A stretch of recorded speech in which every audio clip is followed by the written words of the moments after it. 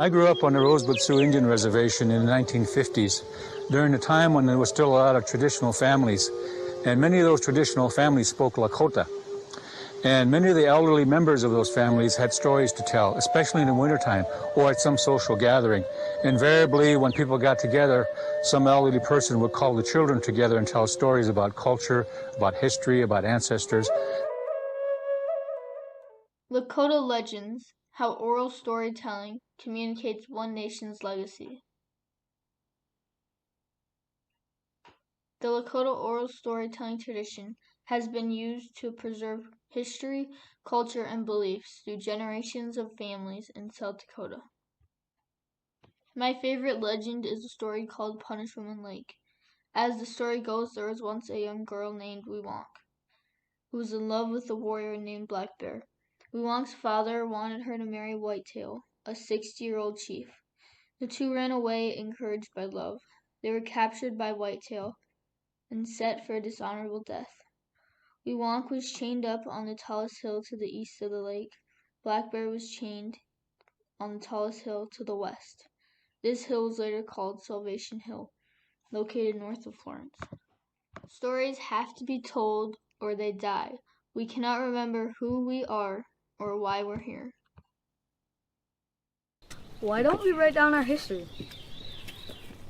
We have always had a lot of people who were speakers and leaders that told stories and gave us our history through the spoken word.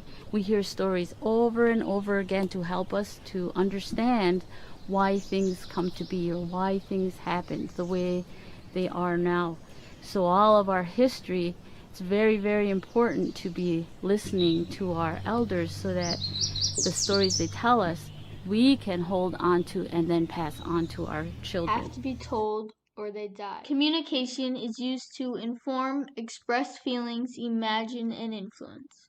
Telling legends for centuries have accommodated all of those reasons. Lakota people use their way of telling myths to inform the younger generation as to lead them to have a safe life. They want their past remembered in all truth and accountability, to have fun telling stories about great power and impossible feats of strength, inspiring young minds to try their best. People like Joseph M. Marshall III want to tell their stories and the stories of their ancestors. He uses his book, The Lakota Way. There were very few radios when I was a boy, and of course no televisions, and Lakota was the predominant language. Stories were entertainment and education, and they were the mechanism by which the Lakota culture perpetuated itself. The storytellers in my childhood were the grandmothers and grandfathers who had lived life and learned a thing or two from living and from stories. People like Joseph M. Marshall. The Legend of White Buffalo Calf Woman.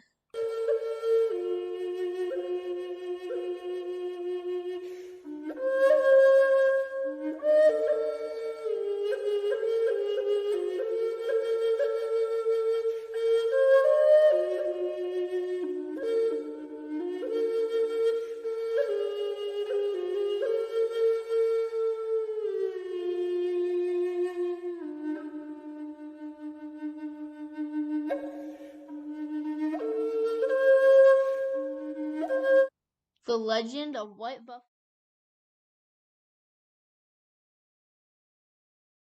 Hunting. A woman appeared in front of them. One of the men had desired to be with the woman. He turned into nothing but bones. She approached the second, more respectful hunter and told him to go back to the village and to wait for her arrival. When she approached the village, she gave a wrapped bundle carrying a sacred pipe and gifted them with many ways to pray. She then gifted them their spiritual beliefs and ceremonies. Still worked because that discovery of the artifacts just affirmed what our ancestors have been telling all these years. So oral history is important. I mean, it should still be important part of the process, and it should start with the family, saying, okay, this is who we are as your parents, and this is who your grandparents are on both sides. Doesn't matter how you feel about them or whatever. This is who we are. This is where we came from.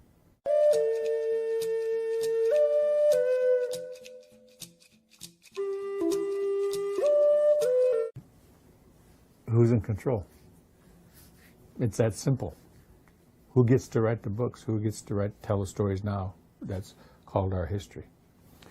And I think a good example is something that happened up at the Little Bighorn battlefield in 1983, 1984. Up to that point, the white historians had a tendency, a strong tendency, to go along with or discount some of the oral stories that our side told about how the battle progressed and how it came, how it ended, the famous last stand. Available, but it still worked because we that discovery of the artifacts just affirmed what our ancestors have been telling all these years.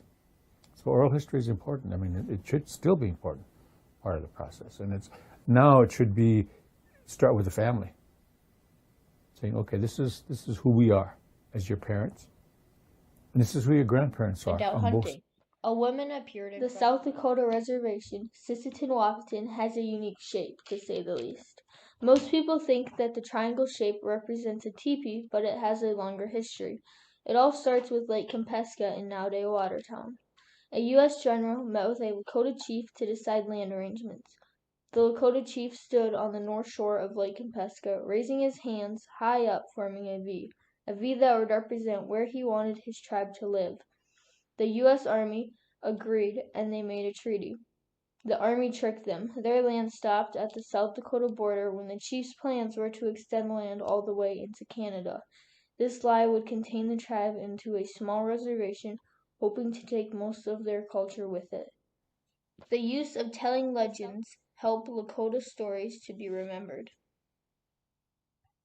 Ni to ota unipi.